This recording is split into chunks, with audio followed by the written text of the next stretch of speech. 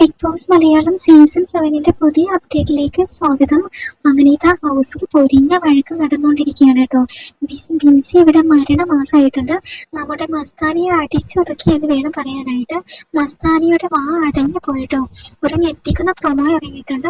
അതിൽ ബിൻസി പറയുന്നുണ്ട്, ഞാനിവിടെ ഉണ്ടായിരുന്നെങ്കിൽ മോളെ നിന്നെ ഞാൻ അടിച്ചൊതുക്കിയേനെ.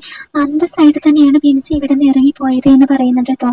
ആ സമയത്ത് മസ്താനി പറയുകയാണ്, ചാച്ചന്റെ ഓട്ടോയിലല്ലേ എന്ന് പരിഹാസമായിട്ടുള്ള രീതിയിൽ പറയണം. അത് ബിൻസിക്ക് നല്ല രീതിയിൽ കൊണ്ടിട്ടുണ്ട് കേട്ടോ.